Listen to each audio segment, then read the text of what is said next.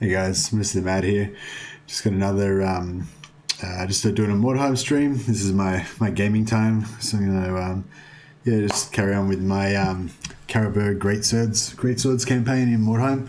I think there's a couple of new Necromunda videos to watch, so I'm just gonna watch some of those. So yeah, pretty much the same pattern as the last few nights. If anyone's watched any of the other ones, just gonna watch a Necromunda video, have a chat about Necromunda for a bit, play some Mordheim, watch another video, play some more Mordheim, and so on. So I might just kick things off with one of these videos to start with while I drink my coffee. We'll just get rid of our Mordheim sound. There we go. And then get our... So this one is AESThydra's tutorial number 2, basic gameplay demonstration. Actually, I think I've already watched this one. Wait up.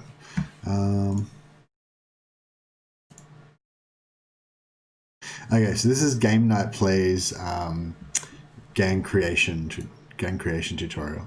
So I think I'd already seen one by AESThydra's, but this one's kNight Plays version, so it might show some different stuff.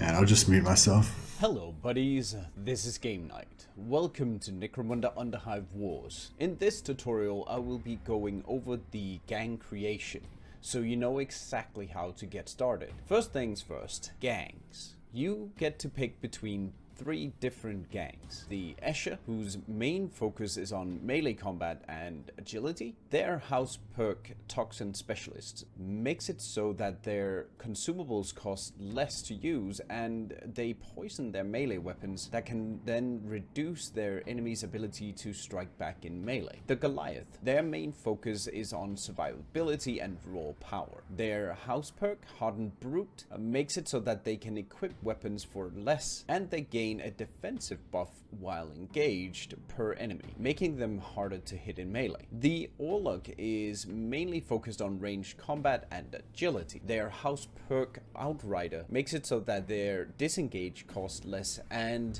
reduce the cost of Overwatch after shooting. On top of these differences between the gangs, there are even more once you get started. In the skills, there are house variant skills. There are 2 skills for each career for both passive and active skills, and they are always the skills at the bottom of the skill menu. It is not an entirely different skill, but as stated, a variant. This means that the skill is called the same thing, but may have a slightly different effect and icon. For example, the heavy career in House Escher has a passive skill called Guardian. This skill increases stress and stun resistances by up to 10%. The equivalent Orlog skill of the same name has the same activation requirement, but the skill itself gives ranged resistance up to 10% instead. On top of this, you have 6 skills in the passive tree that are purely gang related. There are no active skills that are purely gang related at the time of recording this. Once you've selected your gang, you can either go with a starter gang with a leader and 2 gangers. Picking this will grant you less credits and you have no say as to which gangers you gain or what career they have. The custom gang allows you to start from scratch and have a say in which class your gangers have, and you also start with more credits. This tutorial will be using the custom gang as an example. Once you've created your gang, you arrive at your hideout. The menu on the left contains crew management, operations, skirmishes, the shop, infamy bonuses, and gang stats. It's time to get a gang ready. Go to the crew management screen and click recruitment. Your first ganger will always be your leader. To the right, you can pick the career of your leader. It can be whatever you feel like, but I do recommend always to remember where the gang you picked has its main focus. This way you'll be able to utilize the bonus stats that the gangs have. As of right now, there are 5 different careers you can pick between. The Deadeye is a ranged sniper that can use a grapnel to jump to overhead platforms. The Brawler is a melee combatant that can jump from above to deal damage and stun enemies. The Heavy is a ganger that uses massive weapons to deal damage and can use a barrage to cover entire zones below them. The Saboteur uses traps and explosives to attack and can control many elements on the map, disabling zip lines or health dispensers, or even creating hazardous zones. The Lay Mechanic are gangers that are devoted to the machine god. They can build fortifications and repair damaged zip lines or health dispensers, as well as remove hazard zones created by saboteurs. At the bottom right, you get to choose what traits your character gets bonus stats from to begin with. These should be picked to best fit the career you pick for the ganger. Make sure you check the bonus stats that each career gains. That should give you an indication of which trait bonuses to pick. The stats consist of agility. This increases the chance of avoiding melee and range damage. Strength, which increases melee damage and stun potential. Toughness, which increases healing received and resistances against critical hits. Willpower, which increases the chance of removing debuffs on turn start and the chance of resisting stuns. Intelligence, which increases the range damage and experience gain permission. Alertness, which increases initiative as well as the chance of receiving grazing hits. Melee prowess reduces the risk of dealing grazing hits and reduces evasion chance of melee attacks. Ranged aptitude reduces the risk of dealing grazing hits and reduces evasion chance of ranged attacks. Accuracy, which increases melee and range critical hit chances. Lastly, you can pick the gender and facial details that you want for your ganger. Once you've made your picks, to finalize. Now you can recruit again and get more gangers. The only difference is now that you will be able to pick the experience level of the ganger. Most gangers does start as green Jews. They come with 0 XP and the worst possible gear. If you do have the credits, however, you can go for more experienced gangers. But remember that while they come with experience, they may also come with pre-existing injuries, where green Jews have none. Getting experienced gangers is something you might want to consider later on, as you will be more wealthy and your green dues might accumulate more injuries than you would get from an experienced one. You will need 3 members to start your gang. 1 can be a competent Juve in your gang, or you can get an extra ganger instead. That is up to you. You just need at least 3 gangers to be able to play. You can bring a total of 5 gangers to each mission, but you can have up to 10 gangers extra in reserve. In the crew management screen, you can also customize your gang's color scheme, as well as individual cosmetic armor pieces comes in the categories of general, head, upper body, and lower body. If you click into one of these options, you can find the skin tones, the tattoos, the straps, hair, piercings, scars, chins, necklaces, gloves, right shoulder and left shoulder pads, right upper arm and left upper arm, the shirt and the lower body, the belt, the hips, the pants, the boots, the right leg and the left leg. All of these are here so you can make a unique ganger. In this menu, you can also apply to gang. This will apply this fighter's colors to the entire gang. Hit escape to return and save to continue. Now we'll head over to the operations menu. This is where you begin a new operation. Operations are a set of missions that go on for 3 or 4 shifts against 2 or 3 enemy gangs.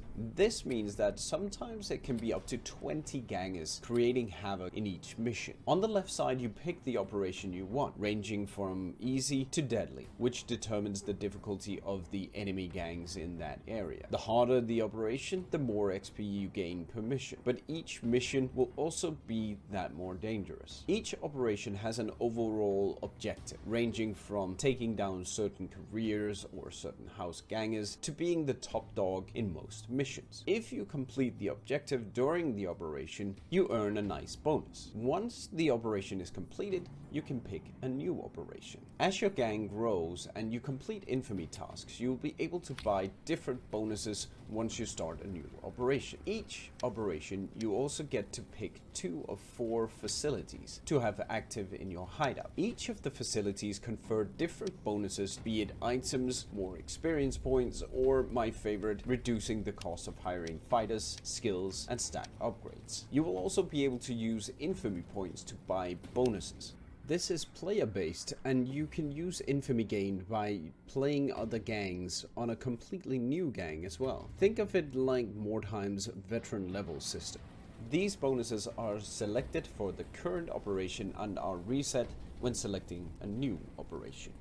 Back on the operation screen, you can see your own headquarters and the available missions on the map. On the left side, you can see the enemy gangs of the operation as well as their overall rating. To start a mission, simply click an icon on the map and click choose mission. Make sure you're ready to leave for the mission before starting. The enemy gangs will also pick a mission to go on. If you pick a mission that no one else picks, you win that mission without a fight. Later on, you will be able to encounter special missions like attacking enemy gang headquarters or going on missions to find artifacts. The skirmish menu enables you to play contest matches without advancing your operation. This can be done against AI or human players alike, and you can even team up with a friend against others. When you've been playing for a bit, the store will open up. Here you can sell unwanted items or buy items to enhance your gang. Armor and weapons are worth checking for every once in a while, as it can be some of the hardest things to find. You can easily sort items with the icons at the top of the windows. Make sure you always sell junk items you gather during missions. It is the tab to the furthest right. Thank you so much for watching this video. This should set you on the path to becoming a great gang of the Underhive. Make sure you subscribe, share and like this video, and follow me on Twitch where I will be streaming this game. Links are in the description. Have a wonderful game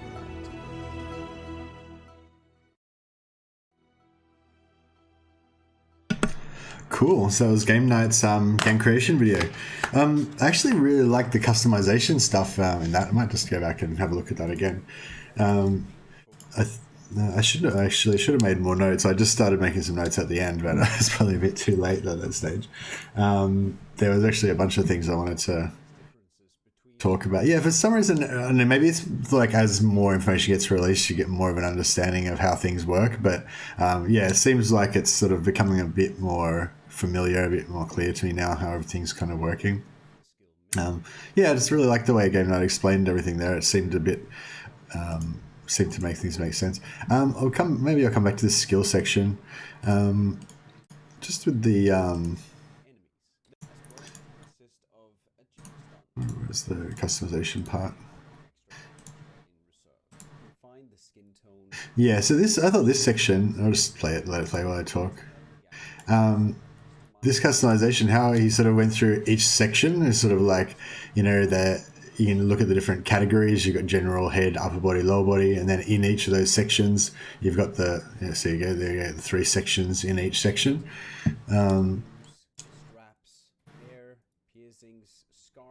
Yeah, it's pretty cool. One thing I kind of look at straight away when I think about the customization is like uniforms I can make. Like, can I make all of my guys have big shoulder pads or small shoulder pads, or have them all have bare arms, or, you know, or all be as armored as possible with every slot looking as heavy as possible, you know, that kind of stuff. So this, yeah, this kind of gives you a good idea of how that is. That all look, I mean, that Goliath like ganger that he's got there actually looks pretty cool. Yeah, I thought Hydra's video was a lot more about the color schemes and stuff like that, which I really, well, yeah, at the time I wasn't really that interested in. But is this one? I don't know. He just when he showed us those different shapes of the different pieces and stuff, that kind of got me interested. This is something I actually asked.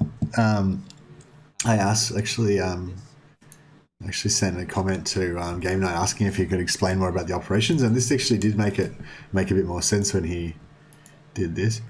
Yeah, so you choose your operation. So an operation is kind of like a little mini campaign, I guess.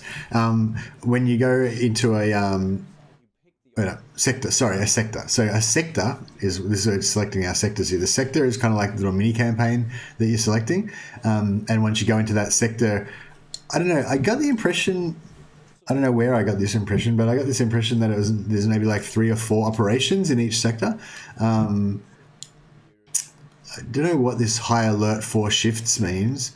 Maybe that means after 4 shifts, the security becomes too high so you can't operate in the sector anymore or something. So maybe it's like it means there's going to be four shifts or 4 operations that you can get done before that one's over or something maybe. Just go back there for a second. And also like it shows you.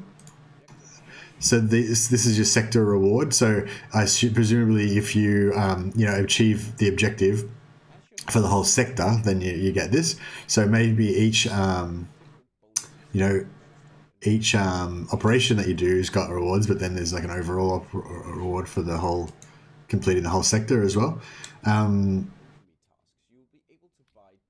Yeah, it's interesting. And so it's sort of like I said, it's each sector's like its own little mini campaign. So he's saying here that every time you go into a new sector, you choose 2 facilities, and those are going to give you these ongoing buffs to your gang that are displayed up here. So there might be cheaper fighters or more chems.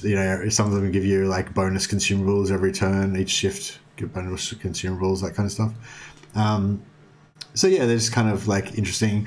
It's just an abstract thing. It's not like you actually control territory and stuff, like I was kind of hoping it would be.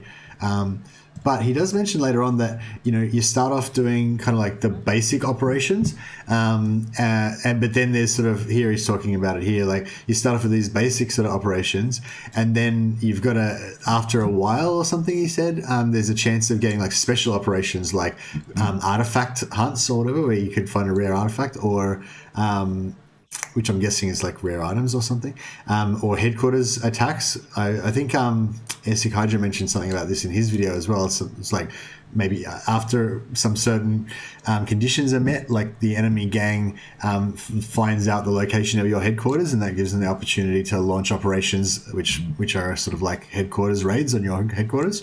So I don't think we've seen any of the headquarters maps as yet. Unless they're just on the same maps as the normal game fights. So maybe there's no visual difference between it. It just tells you that it's, this particular battle's you battle for your headquarters. Actually, that's another thing I'm not too sure. I haven't really figured out yet from the videos whether the maps and the objectives are correlated. So perhaps, if there's one mission where you've got to collect all of the grog barrels like we saw earlier in one of AEST videos, is that type of mission where you have to collect the grog barrel resources, is that always on a certain type of map or a certain type of layout or something? Is there I don't know, like maybe there's certain types of missions that are more like King of the Hill type missions, and they would automatically have a certain type of map layout that favors a King of the Hill type type battle, or maybe it's random. So you have like a random map and a random objective, and whatever the combination of objective and map, that kind of gives you different different ways things will play out. So I'm interested to see about that. I'm also interested to see how many maps there are. I kind of got the idea from that video that they released before like, I don't know, a week or 2 ago, that there was just heaps and heaps of maps. So I'd be interested to see if all those maps are actually in game at launch. I just wanted to mention that again, that thing about artifacts. So about around here somewhere, he just mentions that you get special missions to find artifacts. So I don't know what that is all about. I'll just play it with the volume. Starting. The enemy gangs will also pick a mission to go on. If you pick a mission that no one else picks, you win that mission without a fight. Later on, you will be able to encounter special missions like attacking enemy gang headquarters or going on missions to find artifacts. The skirmish menu enables you Yeah, so he's just talking about skirmish, like a multiplayer, or they don't have to be multiplayer. It can be multiplayer or single player against AI, but it's just like a one-off battle, and you can choose whether it's either kind of like a practice battle that has no repercussions, or it's an actual battle that counts, and you get injuries and experience and gear and stuff. But anyway, yeah. So just back to what I was saying previously. So yeah, the special missions, you can attack headquarters, you can find artifacts. I'd be really interested to find out more about what this artifact thing is. I'm guessing maybe it's just a mission that has higher rewards, like maybe you find some archaeotech and it gives you like heaps of cash, because archaeotech is really valuable in the Necromunda world. You know, what I want to think is that you find artifacts, and that means legendary weapons. But we haven't seen anything about legendary weapons, or, you know, there's no purples or anything. Everything we've seen has just been green weapons that are all like the same, have the same properties. There's just levels of them. So there's like tier 1, tier 2, tier 3, tier 4, etc. Yeah, so there's nothing to indicate that there's any legendary weapons or anything, you know. But having said that, if they were to bring out a video about that tomorrow, and then the NDA would lift, and then, you know, AEST and kNight could show us all the videos about legendaries, that would be pretty cool, and hype would intensify. So, you know, I guess we'll see. But yeah, as of now, nothing to indicate there's legendaries or you know, rare items, or, you know, like blues, purples, etc. Yeah, I'm not sure if I really got anything to say about it, but I just noticed when kNight, maybe you might want to just rewatch this by yourself, but I noticed when kNight was talking about these skills, I don't know, it just kind of seemed to make more sense to me, or I thought this information was quite good, about how basically you have the same skill for each of the different houses, but the skills might actually do different stuff if you're in a different house. So yeah, that was kind of interesting. So a skill like Guardian is not Guardian. It's different depending on which house you're playing. Yeah, I think like kNight's just better at this customization. So these models look pretty cool. Like, I don't know, he's got some skills with the customization, I think. Although to be fair, AEST was intentionally trying to make the most vomit-inducing colors that he could when he did his Escher customization. But yeah, so the skill stuff, I don't know. I feel like I need to watch that again to delve more into it. Maybe I'll play some Mordheim, and then I'll come back and watch this skill section again, and maybe watch one of AEST videos as well. One thing I did want to comment on that's not really necessarily strictly about this video, but yeah, I'm just thinking, like, I don't know, maybe I shouldn't really. It's a bit of a negative thing, but I'm still not sure. I'm still getting used to the idea of this class-based system. How we've got, so the heavies are the only ones that can use heavy weapons. This is a heavy that's being shown on screen now. That's the heavy skill there, the bomb. The heavy icon is that bomb. So the heavy is the only one that can use heavy weapons. So, you know, potentially you could take out an enemy ganger that's got a las cannon that's in like an elevated position or something, and you climb up there, knock them out, take their las cannon, but then, you know, you can't set up the las cannon and use it unless you're a heavy, in which case you would already have your own las cannon. So, you know, there's a bit like, I don't know, I feel like you know, it's kind of cool, the idea of capturing enemies' weapons, especially if they've got valuable weapons. But then, you know, a lot of time you're not going to be able to use that weapon if you're not the correct class. I feel like it would be cool if you could at least use it with a penalty or something. Like maybe, you know, maybe you can't go into battle with a heavy weapon equipped if you're not a heavy, but if you find a weapon in battle, you can just kind of try to use it, or you can, you know, roll a check to see if you can use it or something. Because yeah, I think it'd just be cool if you found like a grenade launcher or something, and you can, you know, lobbing a grenade into the mix would possibly save the day. You should get a chance to do it. But anyway, I shouldn't go on too much about these kind of fantasy things. It's just a thought that I had.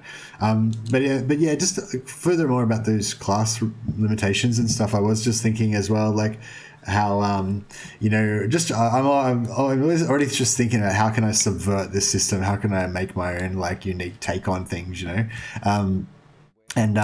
Yeah, like with the Deadeye, how the Deadeye's got, you've probably seen the Deadeye's got their special grapple ability. So I think they're the only ones that can just kind of like effortlessly go up elevations. Everybody can jump down using their jump skill, and you can do that without taking any damage, as AEST demonstrated in his video.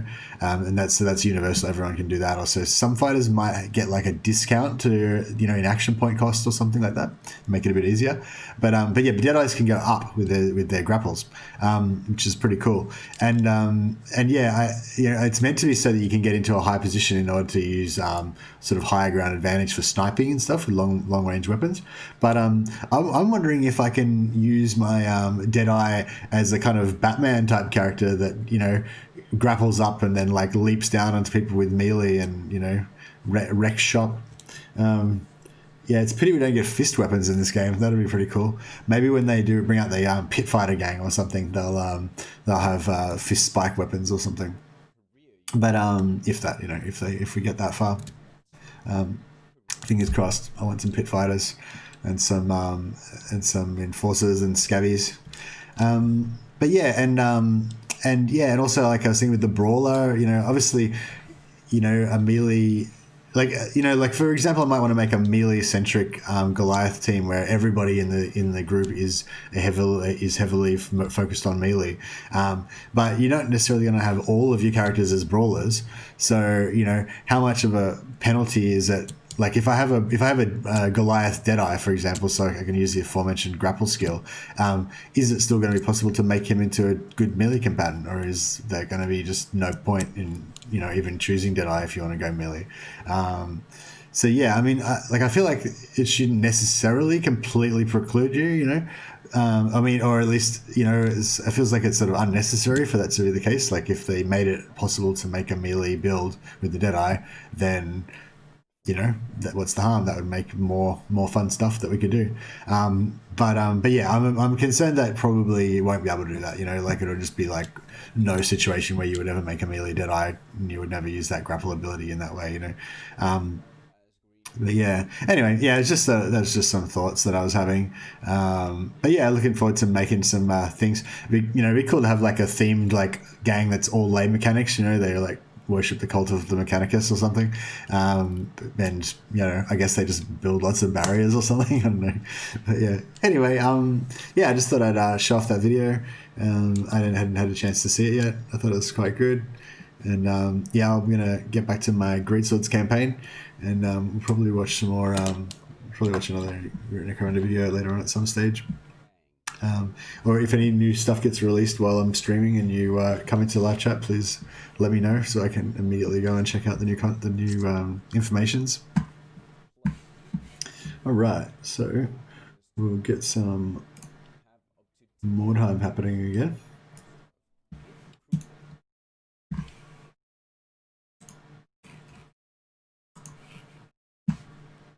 Get some volume happening again.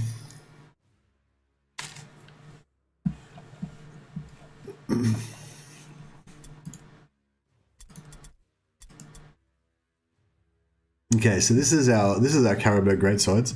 I realized that that it was way too dark, so I put the brightness up a little bit from yesterday's stream. I did actually kind of like playing with it really, really dark, but I noticed on the recording afterwards it's probably a little bit too dark for anyone watching the replay. But yeah, so this is our Caribou Greatswords. They look pretty impressive, I gotta say. I love those Greatswords. It's just, yeah, it's something about it. It's just very satisfying for me, just having all my guys with Greatswords. But yeah, we hit a bit of a milestone last night, which was kind of pretty much the whole point of this campaign was pretty much to unlock the secondary faction Sigmar's Haven, to unlock max rank with that so that we can hire warrior priests, and also possibly sister superiors.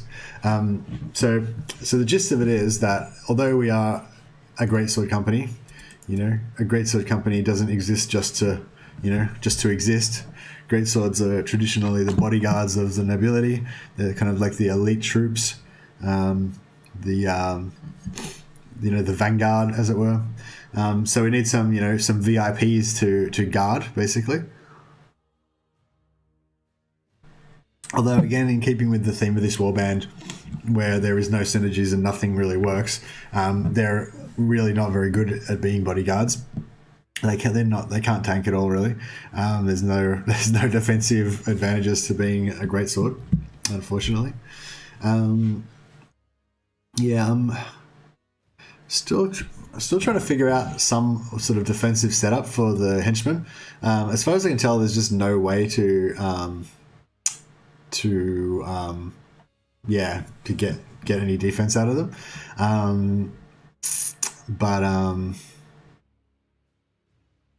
But yeah, we'll keep trying, I guess. Yeah, I think like the only thing I can think of is basically just to stack some toughness on them, so they've got lots of health. Give them a bit of crit resistance, so they don't get crit too much, and just rely on their amount of health that they've got, and try to get some healing out of the warrior priest. So it's all going to be centered around basically trying to spec this warrior priest for healing, and also there's a spell that he can use that gives extra armor to everyone. So if hopefully we've got one ready to hire, so he's going to be starring in this match. In terms of heroes, I think what we want to do is ditch the... I don't know, actually. Well, maybe we want to keep this captain, but maybe we want to eventually get a champion as a sort of alternate captain. I'm not sure if champions can actually get all the leadership skills. So this guy, he's kind of a specialist in ordering people. So he's got introspection, which he can trade in his strategy points to get more red pills. He's got order, so he can trade in his red pills to give other guys more attacks. So yeah, I think so. This requires 15 leadership. So this guy's got enough leadership to get level 2 of order. But if we go for a champion, yeah, so he's potentially could get the max. He could get 15 leadership, but then I don't think the champions get very many mental points, so he might struggle to, he might not be able to put too many points in intelligence. So I might have to try that out, but we'll see how we go. Anyway, so the gist of it is that we're gonna get our priest, and we're gonna recruit him as a hero. Now, I haven't looked up. So my plan is, like, for when we're streaming Necromunda, is that I'm going to try not to spend too much time just like reading stuff and try to figure out specs and everything. I want to try to like do my research and have a bit of a clue of what I'm doing between things. But I intentionally didn't want to do that with Mordheim because I played it before. I'm probably not going to play it again in depth much after Monday because I'm going to be focusing on Necromunda. So I didn't really want to spend ages like relearning the game, basically. So as a result, I don't know what skills to pick is the short version. But if we proceed with care, so I think there's a passive that gives you less chance to get to backfire with your spells. So piety only gives you...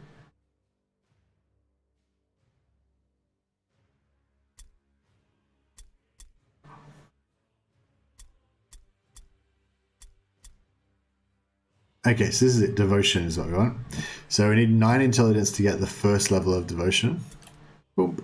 There we go in here. So this is how we're going to proceed. We just put just enough points in so we can get whatever skill it is that we want. So devotion. Boom. And we've got to be careful. We've only got 14 points to spend. So next point of devotion. I thought we would need more intelligence. No, okay, cool. All right, so we've got, so this guy's primary purpose is going to be to cast spells. So we need to, get those spells up.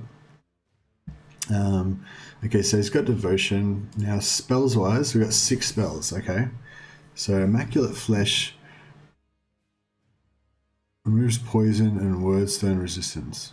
I vaguely remember that there was actually some gamey advantage to using this spell in certain situations, but I can't remember what it was. But anyway, the one that we really want is this one, Armor of Righteousness and Healing Hands is the other 2 I think we want. So so we'll get Armor of Righteousness.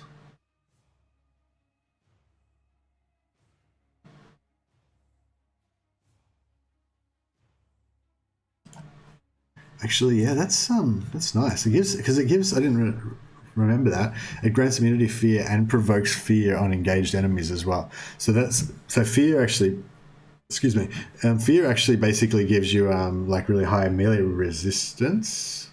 I think it is basically like it makes it harder for them to hit you. So yeah, it's pretty cool. 12 intelligence we need now. Okay, so so basically we can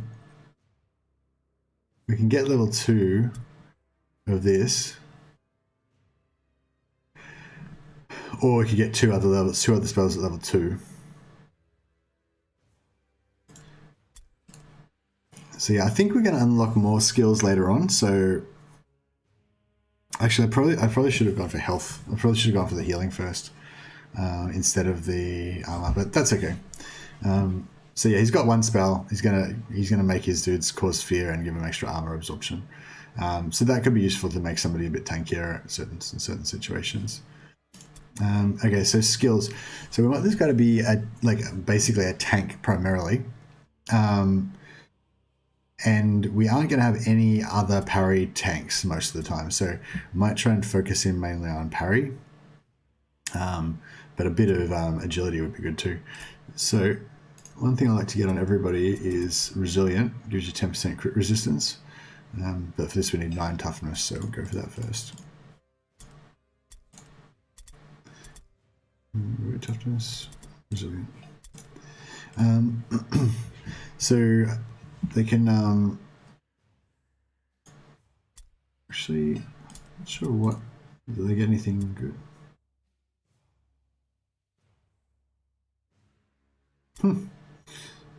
It's kind of interesting. But no, that's not very useful. And what's their active ones?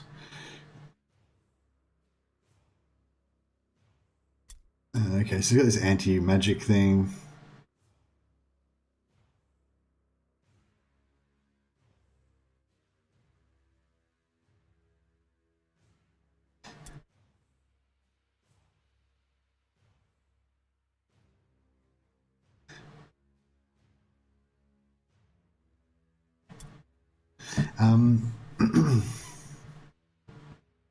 So it's a blue pill ability, so that could be useful. Increases melee hit chance by 10%, and prevents flee and disengage for 2 turns. So yeah, that's kind of interesting. Oh, it prevents him from fleeing. Yeah, okay, no, we don't really need that. So yeah, we're focusing on tanking, as I said. So he wants heavy armor, so we'll try and get some armor proficiency as well. So we need 6 strength for that.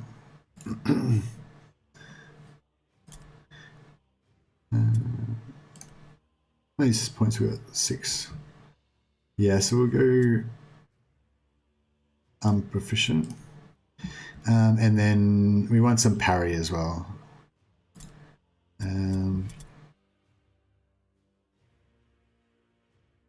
This weapon skill, defensive stance, melee resistance, no. Web of Steel, this is the one. So yeah, it gives him an extra chance to parry an attack, but he needs 9 weapon skills, so we'll give him the 9 weapon skill that he needs. And we'll give him Web of Steel. So yeah, this is probably not optimal, but as I said, I didn't actually look up the skills, so I don't really know what I'm supposed to be taking. I think, is there like a shield specialty or something? Shield specialist, yeah, here we go. Melee resistance and parry. So we're going to make him like a parry guy. So yeah, I'll give him this. So he's going to be a bit slow, but he's going to be a hero, and he's eventually going to get armor proficient. So he shouldn't be that slow. But yeah, his job is going to be to mind the troopers basically, and try and keep them alive a little bit with healing. And he's going to be their tank and their central rally point. So I'm pretty sure we're not going to use any accuracy or ballistic skills, so we can safely put everything in the weapon skill, which gets his parry up a little bit. Yeah, actually, I think we stuffed up already. I think there's a...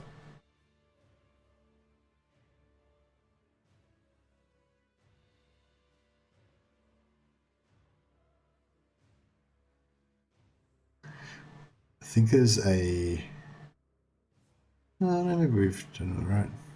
I think there might be another passive that we could have got to increase our parry skill more, but that's okay. We sort of need all these skills. We don't really have much choice.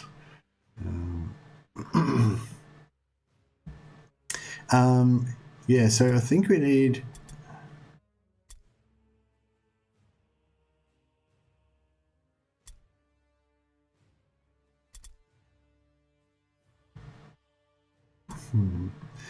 So let's check what we need for these things. So that's devotion. So we've already got devotion level 2. So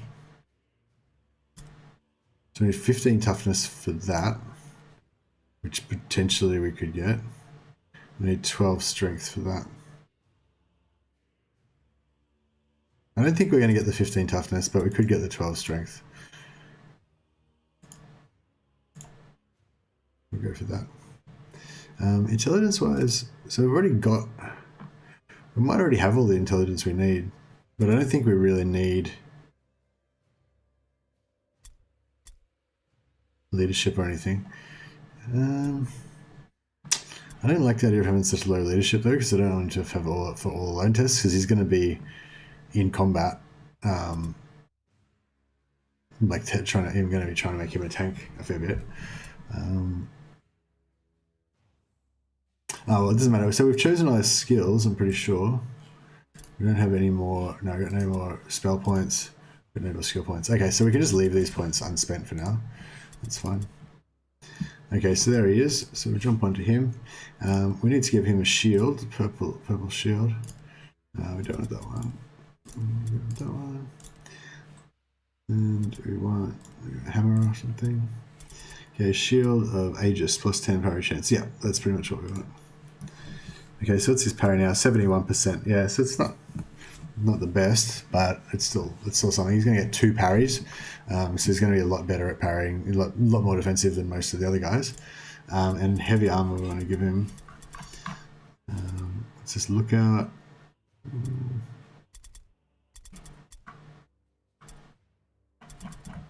We'll give him an empty heavy armor in case we can figure out a good enchantment to give him. So magic resistance pendant. No, we don't have any purple pendants. But I think we will go for a pendant because his leadership's not too high. So we'll find somebody else that's wearing a pendant. What's this amulet? Can you tell the difference between a pendant and an amulet?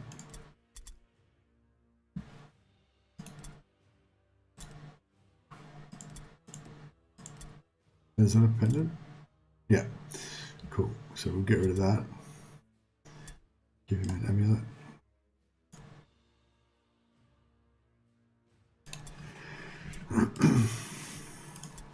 Give this guy a pendant.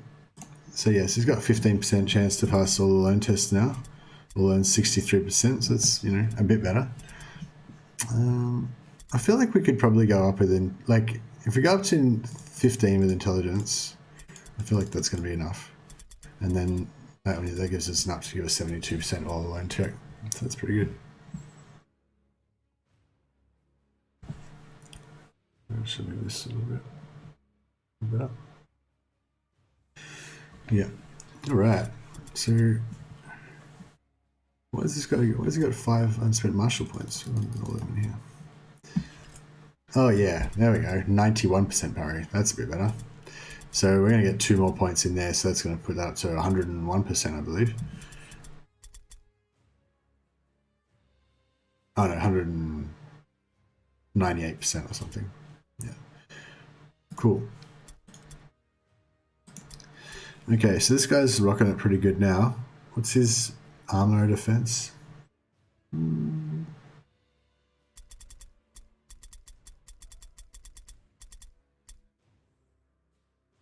remember where you see your armor. Up top here somewhere? Oh yeah, there, isn't it? I think it might be 45% armor damage reduction. Cool. So, yeah, so he's pretty much the only guy that we've actually got that we want to keep at the moment. What does a mace give us? So mace gives us extra critical damage as opposed to Sigmarite Warhammer of Misfortune.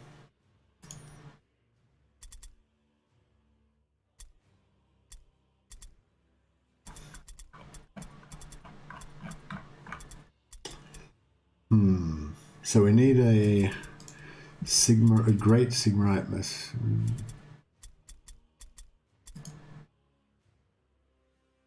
Whoops.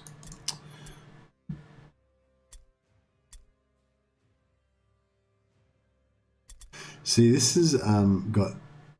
So basically, we want a great Sigmarite Hammer of Devotion, basically. So that one's got -6%, but I think the level 2 Devotion is -12. So,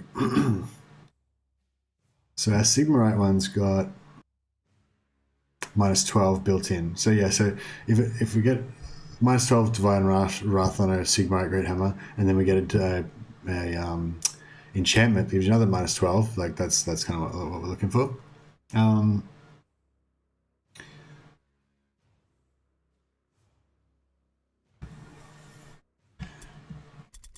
So put a Sigmarite Great Hammer in this slot, and this slot will give him a normal Sigmarite Warhammer of Havoc, I guess.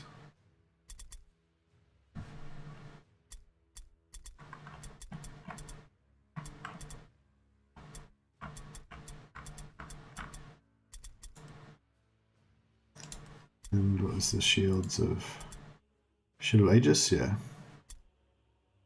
Shield of Iron could be pretty good as well, but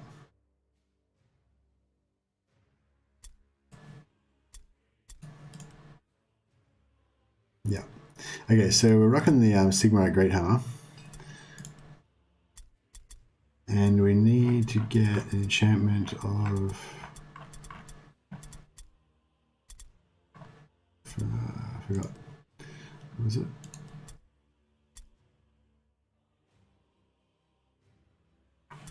Devotion, right.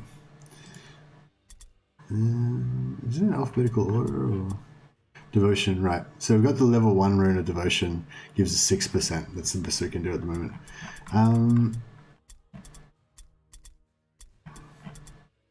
Yeah, so we haven't unlocked it yet. I sort of want to save this Sigmarite Great Hammer for when we've got the good rune of Devotion, but it might be a long time. So yeah, we'll just put the normal one on there because we might not ever get anything else, so boom, there we go. Okay, so when he's got this equipped, he's going to have -18% less chance of Divine Wrath, and he's also got this that gives him another -15%. So altogether, that's 33% reduced chance of Divine Wrath, and each time he casts this spell, it gives them plus 25% Divine Wrath. So basically, I think that means he can just only cast it once with completely fine, but he could probably cast it twice and have only a very small chance of getting Divine Wrath. So that's pretty cool. But yeah, I think we really should have taken healing first, but we'll try and replace this guy with a level 10 priest if one turns up.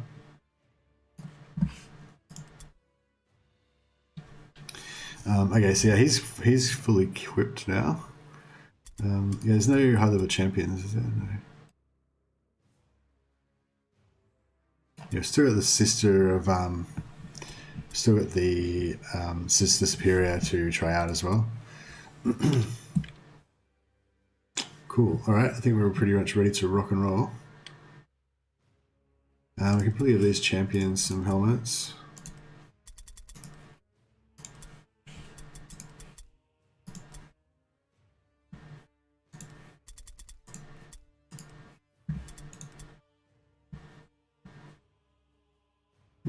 give this guy a helmet as well.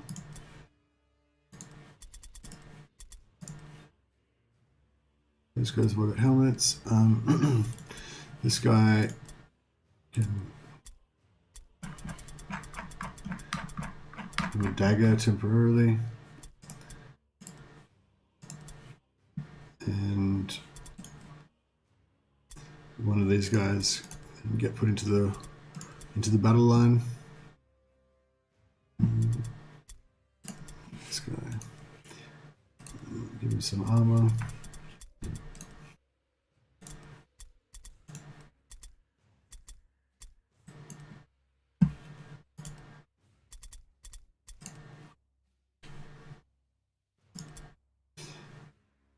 Okay, we're fully set up. We'll just quickly do everybody's level ups.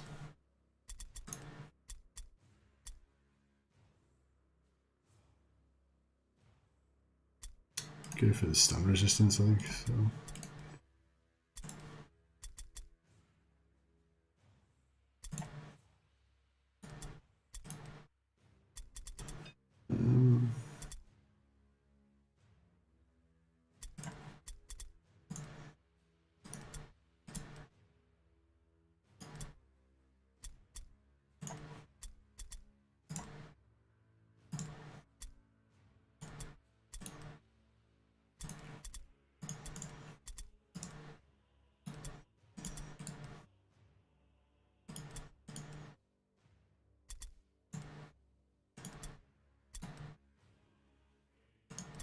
What's going on with this guy? Has he got an injury or something?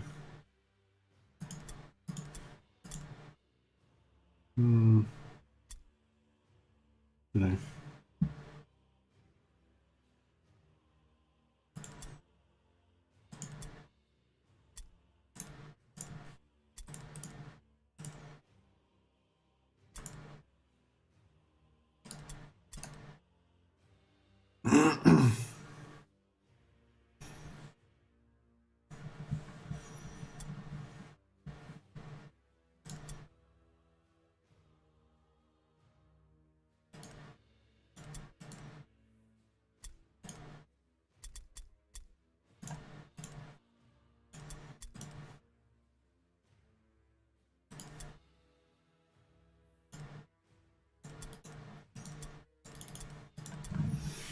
Right. So I don't think we really care about unlocking anything in here. Yeah, so level 5 gives us a young blood. We don't care about that. Level 4 of this gives us a novice and a flagellant. That could be cool for some sort of roleplay reasons later on, but not really a big deal. Level 5 gives us an ogre, which we already got.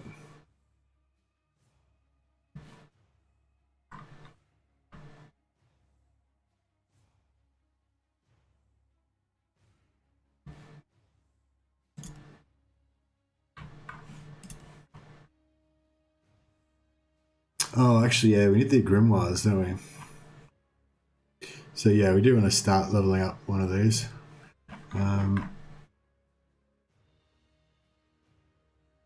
Book of Training, Toughness Weapon School, blah, blah, blah. Yeah, cool. Okay, so I guess we'll go for this one since we're already the closest to getting that one. But yeah, I don't need to worry about that right now. We can wait till next time we get a shipment.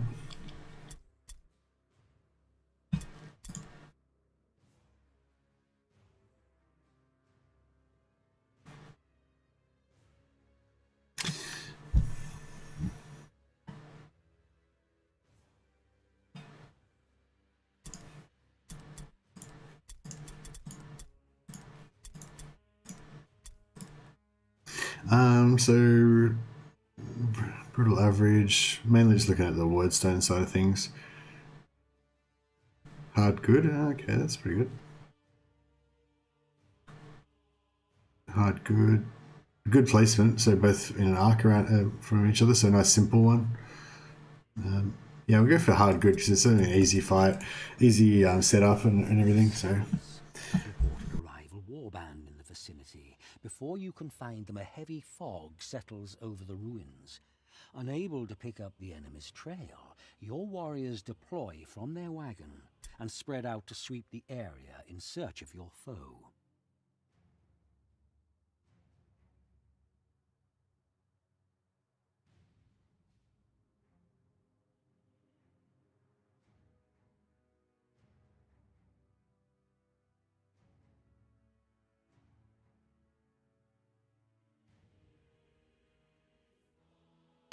Just having a quick look at the Discord, see if there's any fun stuff to talk about. Whoa, it seemed really loud. Maybe I'll just turn my headset down a little bit. Okay, I don't want to do placement, so I'll just do that. Alright, so as usual, we don't get to go first.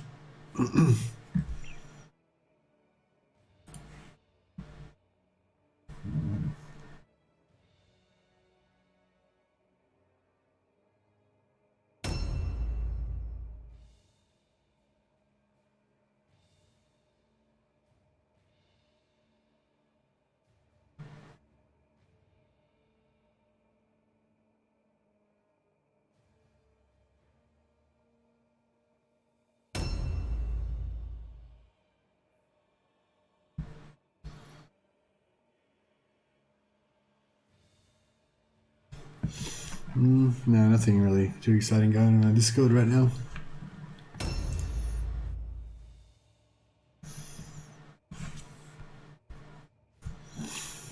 Yeah, I'm kind of going to miss my Greatsword company when come Tuesday when we get onto Necromunda, but I'm sure I won't miss it for long once I get my hands on the new goodies.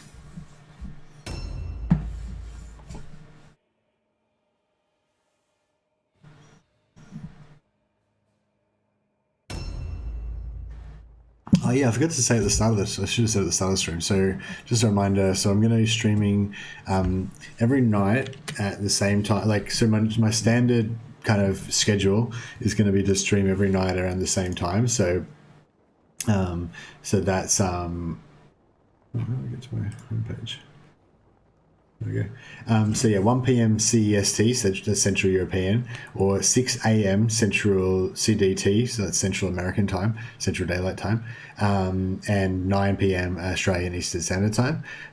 So yeah, I realize it's not really the ideal time for most people to be streaming, but it's kind of just what works for me at the moment. So I'm not so much, worried about the absolute optimal time as just getting a time that I can kind of keep to regularly. So yeah, so 1 p.m. Central European Time, CEST, 9 p.m. Australian Eastern Standard Time, and 6 a.m. Central Daylight Time in America.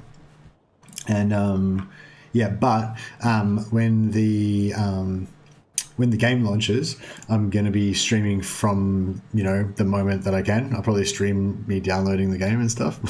So you can all sit in the downloading screen with me if you're in the same situation. Yeah, so as soon as the game launches, I'll be streaming. So yeah, come and check it out if you're unable to load the game yourself at that time and you want to, be there at the end with the launch excitement. By all means, come and someone say hi. All right, let's get some Mordheim going.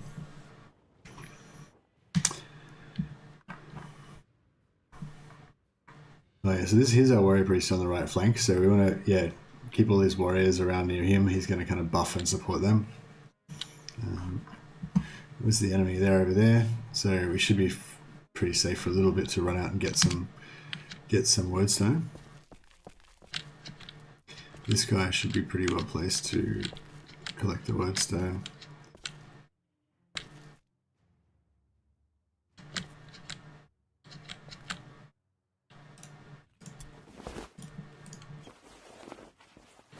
These guys don't have very much strength though, that's the only issue, so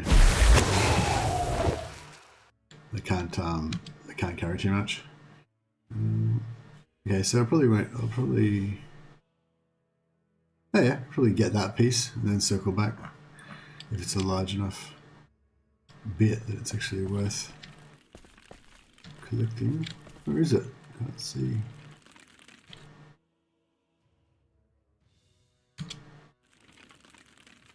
Oh yeah, it's right there.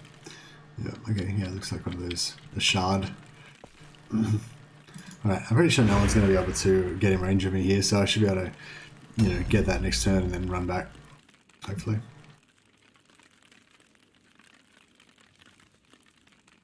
I'm going to wait for a few enemies to have their turn now.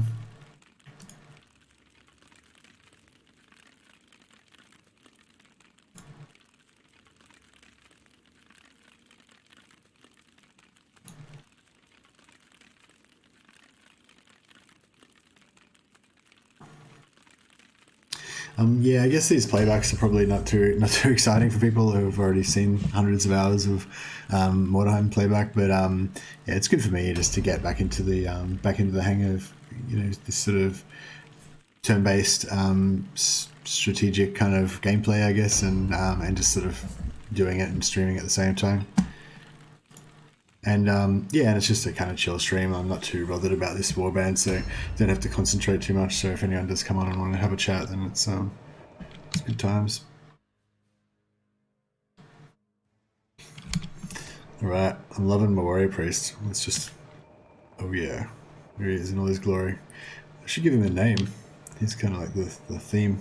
And there's the spell Armor of Righteousness.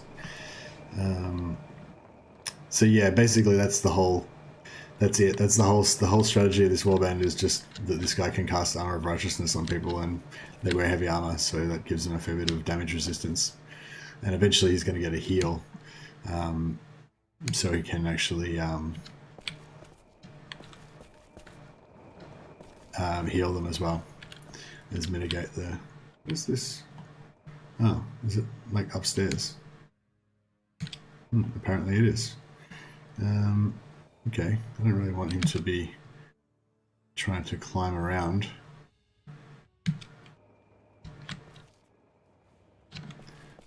You can just go over here and grab this one.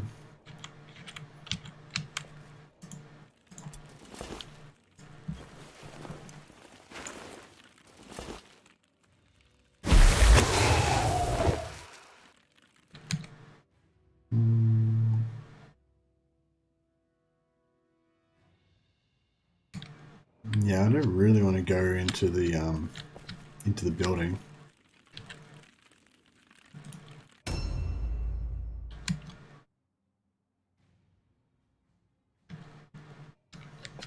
This guy should be able to cut through here.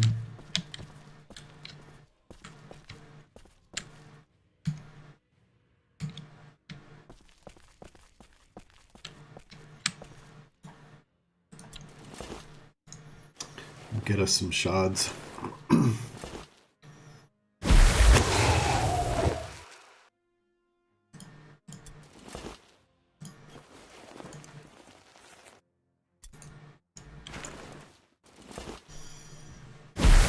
haven't really figured out a good way of figuring out what the volume is like on the stream. Is kind of like play. Actually, no, I have figured out a way. I just haven't done it yet. Yeah, you got to put like scenes, like nest scenes inside of the scenes and stuff. I kind of looked it up, but I haven't figured it out. So yeah, I'm still kind of learning. My thing today was editing videos. So I've actually put out my first edited video. So yeah, just if anyone checks that out, you can hopefully see some improvement in the quality of my videos since I started. Yeah, it's from about 3 weeks ago now, I think I've been going on this channel. So yeah, I think today was my first big milestone in quality increase. Well, the other milestone was when I got my Blue Yeti microphone. They're yeah, pretty cheap microphones. They don't cost too much, but they're you know, a lot better than just using your headset. But the problem I've got is that my PC's got really old case fans, and it sounds like a helicopter taking off or something. So I've got some filters and everything set up, but you know, there's a limit to what the filters can do. There's still like a lot of artifacts in the audio. So yeah, so there's that.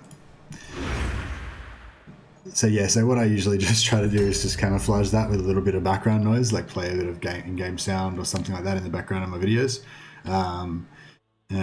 Yeah, I don't know if that helps or makes it worse or whatever, but I feel like it makes it a little bit less grating.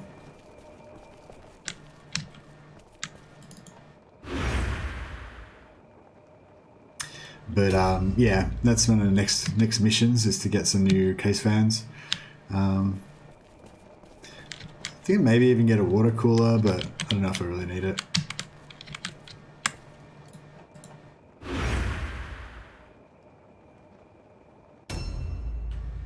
I think I would just get some really nice big slow fans.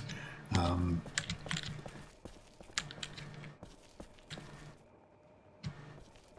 really conscious about spending, getting too excited, spending too much money on stuff like just for making videos, because it's it's just a hobby. It's not like I make money out of it or anything. So I don't want to be one of these guys who goes and spends like $2,000 on all these peripherals to make his videos better, and but yeah, I thought the microphone was a pretty good investment, because I think sound's probably the most important thing. My webcam's terrible as well, but yeah, at least now I got a decent microphone that I can play around with.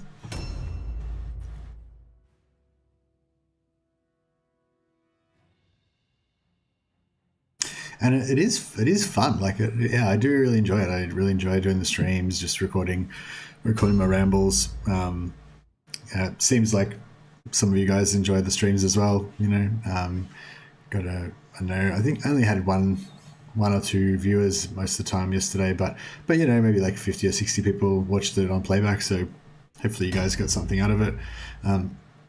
I think, unfortunately, at the moment, because most people are looking for the Necromunda content, as am I, so if they drop into the stream and they see I'm just playing Mordheim, then, they're going to kind of go away again, especially if there isn't already someone in the stream, like, chatting about it. Then you kind of come in and don't see any Necromunda action going on, so, what are you here for? Usually, like, right at the start, I'll play a Necromunda video, so people kind of will, if they're here for that, then they'll see that. But if you kind of miss that and you come in later, then you think it's just a straight up Mordheim stream.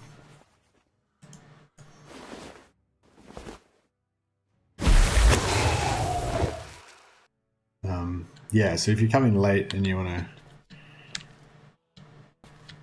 can always go back and watch the start of the video, see what we talked about,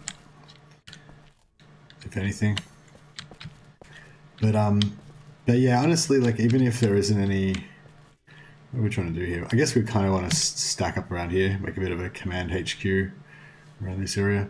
Unless we want to try to get over here. Yeah, maybe we do want to do that. Maybe we want to go back around the back way, so we can collect all these guys and just roll deep. Yeah, I think we'll go for that.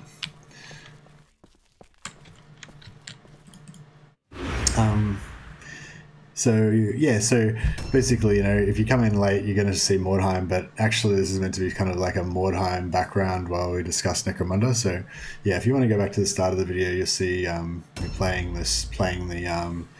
the latest Game Night video about Necromunda. And yeah, pretty keen to discuss that if anyone wants to have a chat about it. But if not, I'm very content to just play my greatswords. I'm only going to get to play them for another couple of days before Necromunda comes out, so... I don't have any two-handed swords in Necromunda. Why? Let's see.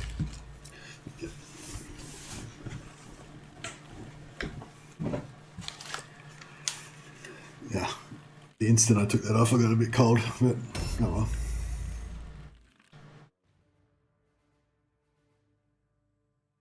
Yeah, there's definitely some different. It's the core gameplay hook is kind of the same in Necromunda, but there are definitely some differences. I think it's going to be really good. I think it's going to give you that familiar same kind of sense of danger, like, oh, my guy could die, my guy could get pinned, and that same kind of just that like randomness of whether your attacks are going to hit and whether seeing the enemy go down, and you know, all the kind of same satisfactions and everything that you kind of get from Mordheim. But there are going to be enough different gameplay and tactics to make it a bit fresh, I think. So there should be some wordstone in here. It's probably, yeah, see, it's probably a fool's errand coming in here because it could be on any floor and we don't really want to go upstairs. Yeah, I think we're just going to nix ixnay out of that. We'll just go right around the other side. Excuse me. And yeah, we'll stack everybody up around here. Yes, there's some nice fat. I'm gonna run into. Okay. All right. So yeah, maybe we don't want to run quite this far away. We'll jump back here and.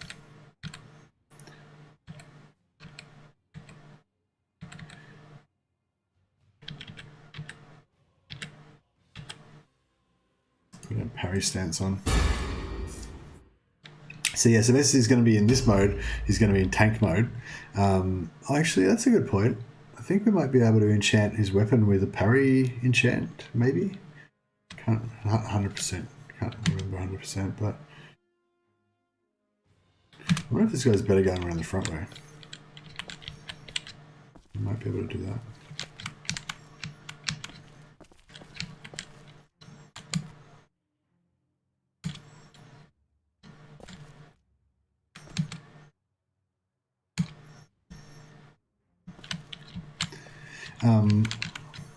Yeah, after this battle I might enchant his weapon with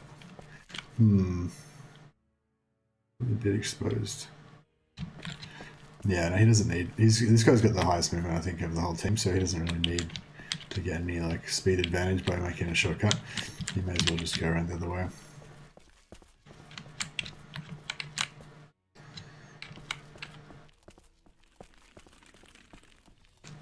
Yeah, we basically, this warband basically doesn't have any advantages apart from just staying together. That's the whole tactic basically.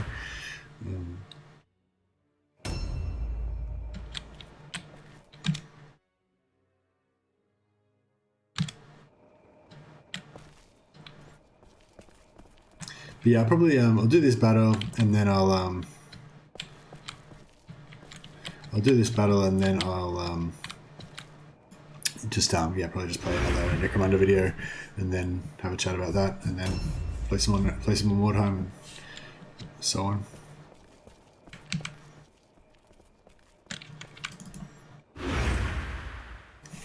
Yeah, it's problem with this more. Excuse me, ears get all sweaty. Wearing this headset. The problem with this warband is mobility at the moment. So basically, another thing we want to do is like recruit all level 10 henchmen, so that we can get knowledge Mordheim, which gives them +1 meter movement, I think, and also heavy armor proficiency. So they get they get another +1 meter movement. So yeah, although I mean it does gimp them a little bit in terms of their combat stats, it's just really good for mobility. Like as I said, they're literally their main advantage is just staying together. So mobility is really good for that. So yeah, so that's kind of where I'm at the moment. I'm thinking like defense is just not viable. We can't give them good defense. I'm going to try and do one with the dodge build. I think you can get it up to like, I think you can get them up to maybe like 90% dodge or something if you really pull out all the stops and you use books and everything. But yeah, for the majority of them, you can't really get any defense on them, and it's not really worth it because then you sacrifice strength and other damage skills and all that kind of stuff. So yeah, I have 5 guys in Mordheim, so I guess I'm not going to go for these kind of regiment style builds, not builds, but kind of like homebrew, roleplay kind of ideas for my gang. So your gang's going to be more of a like very small unit with just 5 individual personalities, I guess. Kind of like I think a biker gang, like a Sons of Anarchy themed Orlok gang, somebody mentioned something along those lines in the Discord, in the Necromunda Underhive Wars Discord. Oh yeah, that's a great resource as well. If anyone's come here from, and is not already a member of the Necromunda Discord, it's a great resource to jump in. There's always, knowledgeable people that have been following the game development and stuff that can answer questions. The devs are quite often active in there as well. And yeah, it's a great place to share experiences. I've never actually been involved in a rarely, if ever. I don't think I've really ever been very active in a game Discord before. I'm usually always a kind of forum lurker and occasional forum poster. Various games, I guess I've posted quite a lot of forum posts about various things. But yeah, never really been like into the live chat aspect like on Discord, and yeah, it's actually quite fun. I'm pretty new to social media in general, I guess.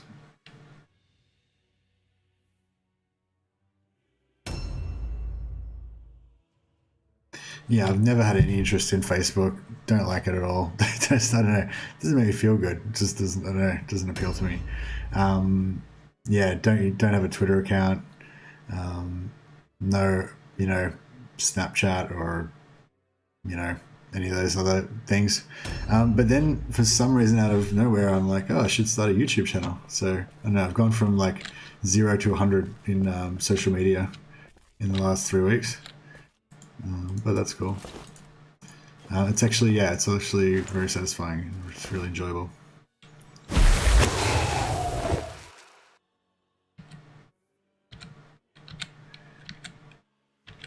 No, why can't I? Where's my? There it is. I think maybe what it is that I don't mind talking about the stuff that I'm interested in, but I'm just not interested in anyone else's stuff. Maybe that's why social media doesn't like Facebook and stuff doesn't work for me.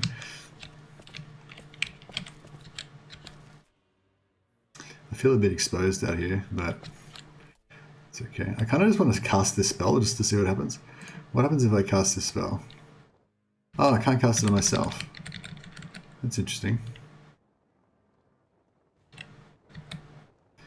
Alright, well let's cast it on this guy just for fun. Just for funsies.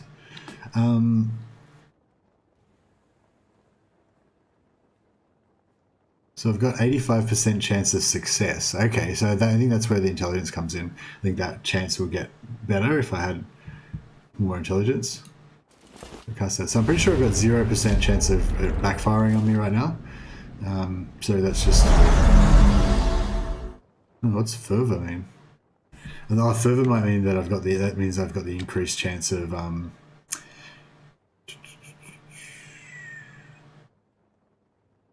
Oh.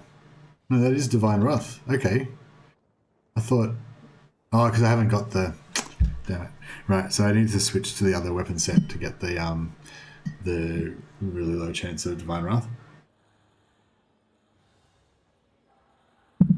So now I've got Mordheim's Curse, which gives me plus 15% Divine Wrath if I cast another spell this turn. And that ends at the end of the turn. So if I try and cast it again...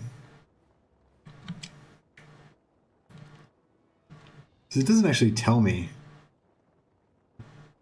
that I've got... It doesn't actually tell me what my chance of Divine Wrath is, but oh well.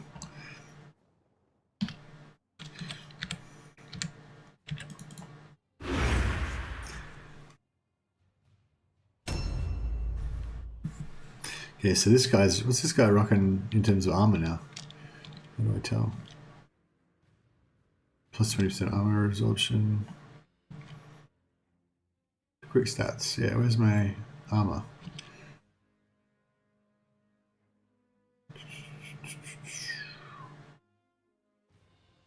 Doesn't tell me. Nope. Does tell me my armor? Nope. Oh well. It doesn't tell me what my armor is, but I do have armor. Rest assured. Okay, so we'll see if we can Maybe nip over here. Grab a little bit extra woodstone. So we're pretty. Oh. Okay. We've got us a 6 damage. So yeah, his armor's pretty stacked right now, so that's pretty cool. Okay, so we get right around. Oh, okay. We can't get too far around.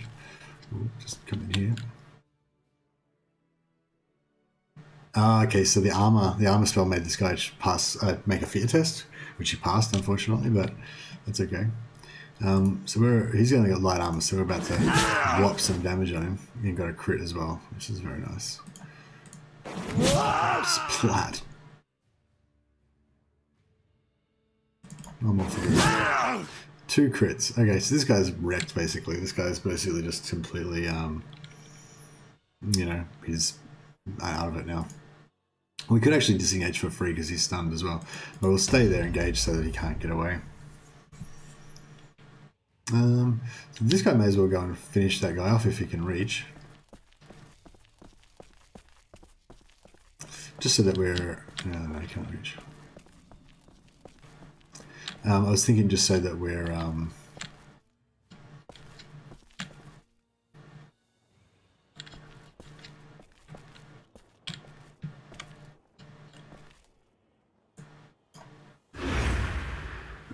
just so that we're freed up, so sort of move on to the next target.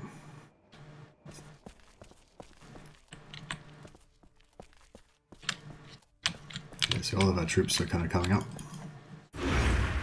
We need to get their mobility up, but yeah. Basically, we're just looking for a quick and easy win this time. Shouldn't be any stress. I think there's another Necromunda video that I haven't watched yet, so we'll check that out after this battle. I don't know, maybe I have watched it, I'm not sure. I think there was another one by AEST that I wasn't sure if I'd watched, but I'll check it out.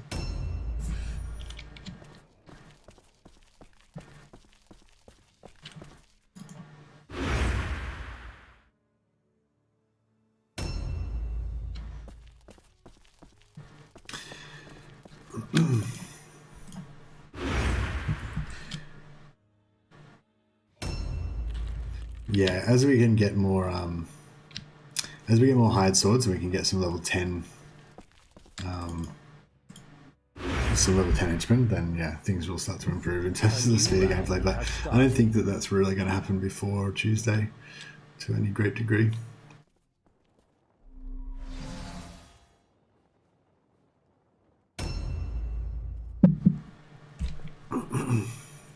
Oh, okay. Boom, eat that.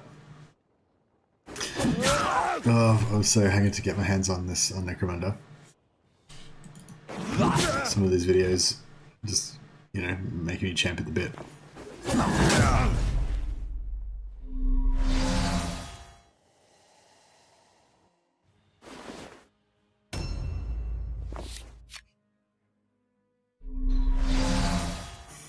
Overwatch stance, eh? Don't think you're going to get much of a chance to use your Overwatch, buddy.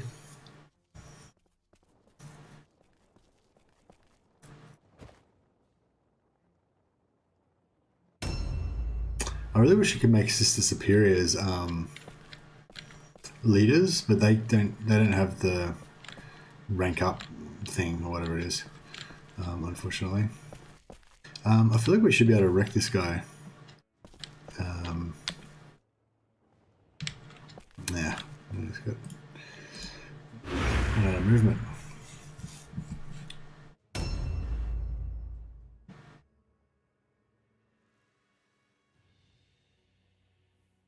I wonder if I should write something in my own chat. That might be a good idea, actually. Let's try this out. Just mute them.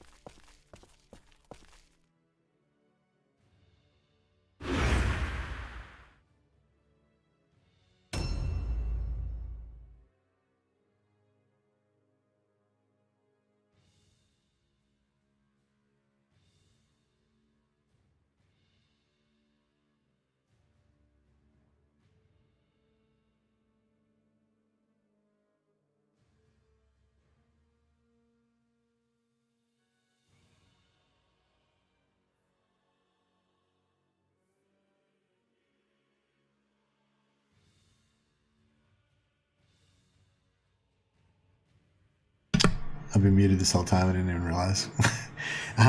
Yeah, the no fog of war thing probably, like, it's probably, maybe it's good for multiplayer because the you don't have any reason to do that thing where you kind of, you know, manipulate the movement to go one direction and then rewind your movement and go the other direction and all that kind of stuff, which is, you know, I mean, I do it all the time in single player, but it's a bit gamey and a bit like unrealistic and abstract, you know.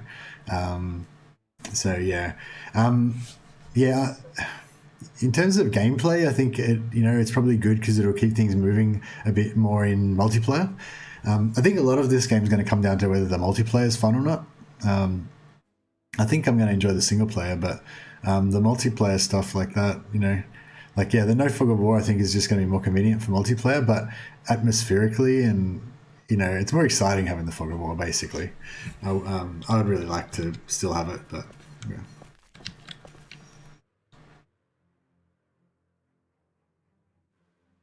Why do you say? Why do you think it would lead to turtling? Like what sort of scenario are you imagining there?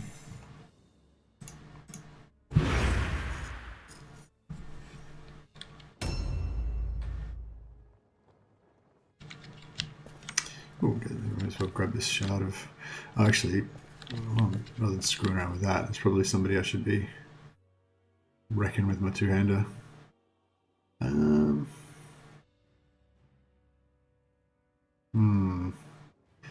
No, I think we're just going to hang back. We'll let them come to us.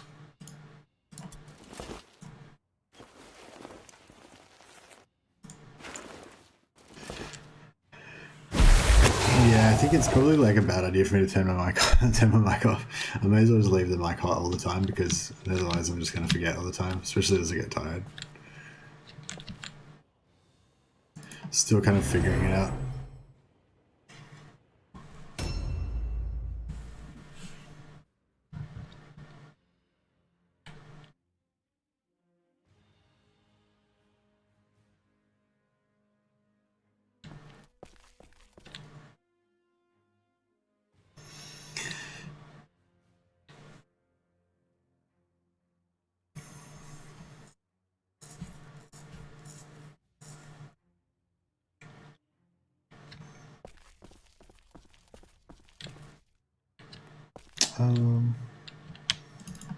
Yeah, we'll just stack these guys up and then let the enemy have a turn.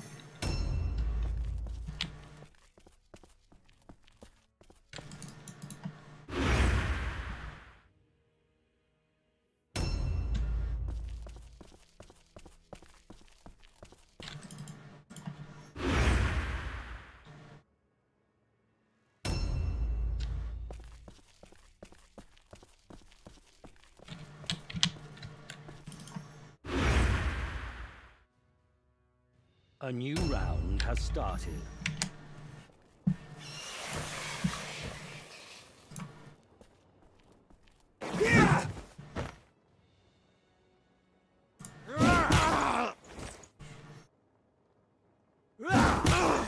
Ooh, getting wrecked. Oh, not too much. See, that's sweet heavy armor. Protects him from all harm. So I think my warrior priest normally goes first a lot of the time, but yeah.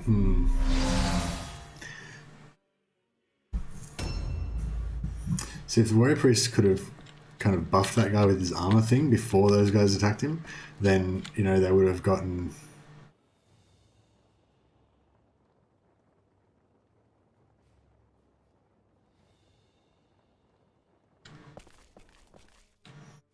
They would have gotten...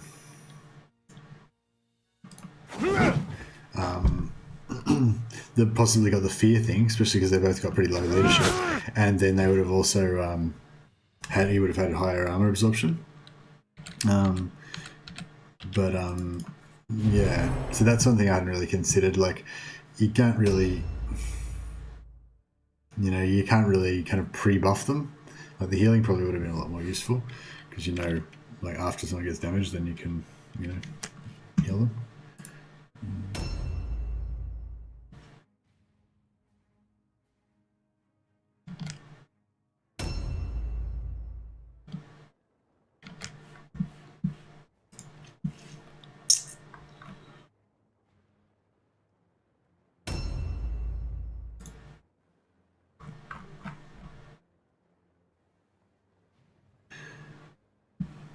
I'm pretty sure I watched the All-Out gameplay video. Maybe we'll watch 2 videos after this one. I'm pretty sure I've already watched the All-Out gameplay video and it didn't have anything of any value in it, but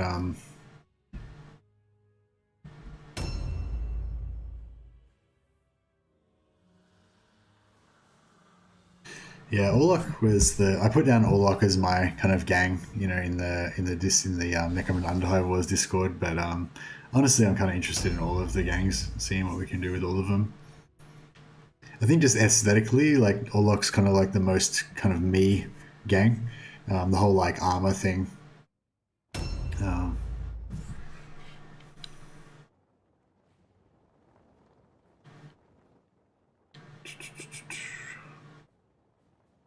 So, I think we want to stack up on this Youngblood for starters.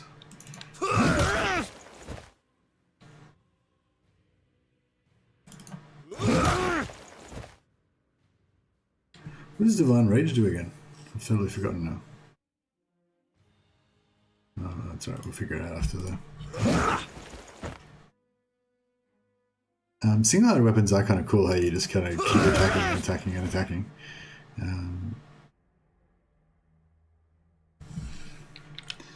Yeah, we get Web of Steel. Boom. So he gets like 2. He gets like 2 parries at 70% or 90% or something, which is pretty nice. So yeah, we should be able to sort this Youngblood out. Oh, okay. A bit sneaky. Didn't dodge that one.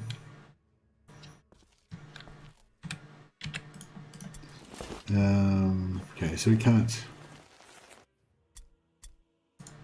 pick any of that stuff up. We'll let somebody else take care of that.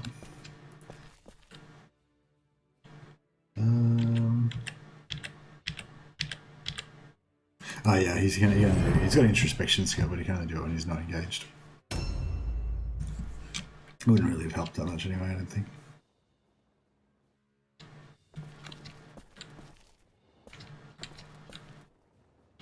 So what's the 70%?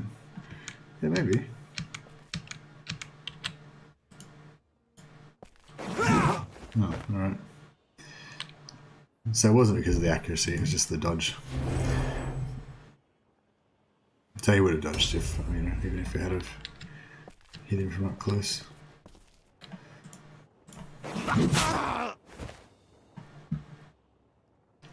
Yeah, hopefully this guy should fail his auto, or he might fail his all-line test. And if that's the case, then hopefully he won't kill the guy. We can't stack any more people around that guy. We could run over there and attack that guy, but Yeah, I think we'll just leave this guy here to actually we could loot, I think. It might be worthwhile.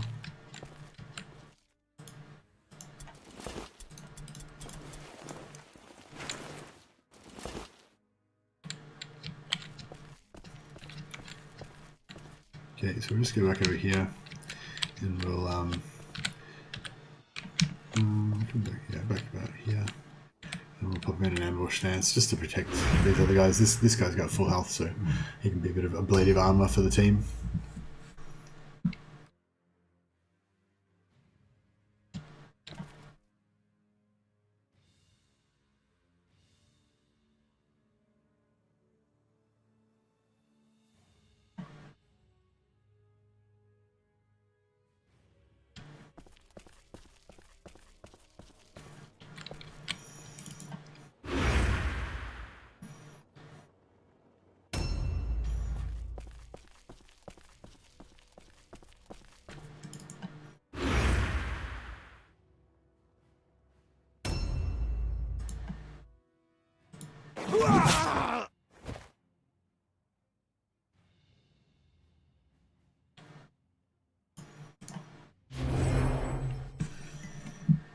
So hopefully we're going to get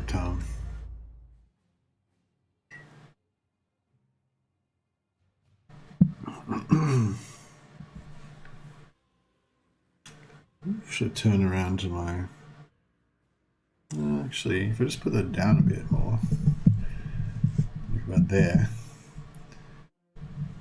I can sort of see the flashing light a bit better of the mute.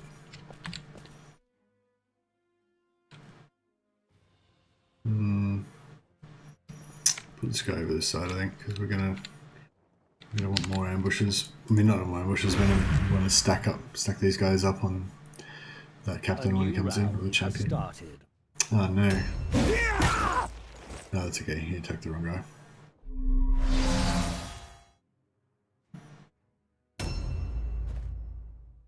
Yeah, because this one's not a brutal match, so it's still going a lot easier.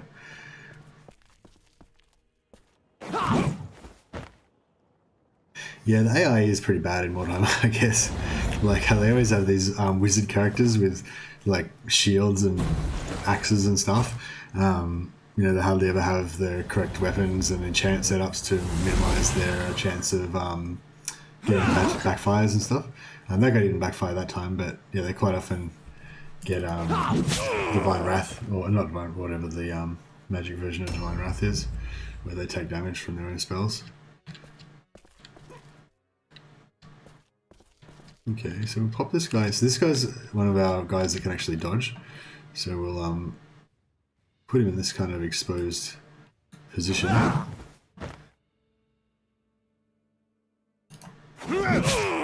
Nice crit.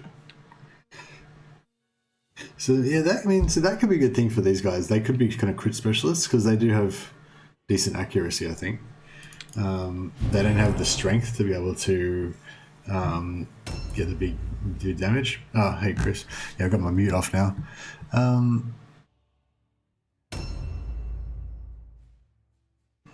Yeah, I mean, yeah, I think that they'll like turtling and moving and gang in one big blob will definitely be a thing. But I don't know if like the fog of war not being there will change that. You know, like having the fog of war kind of, you know, I still want to keep my guys in a blob when there's a fog of war as well. You know, yeah, I mean, I think that. I don't know. It's really hard to see how it's going to play out. But I mean, just the elevation and kind of line of sight stuff and the ranged, like it seems like, you know, having a guy with a long range weapon up high somewhere and having a field of view with him is going to be a bit different. Like, you know, just the way the geography plays out is just going to be a lot different.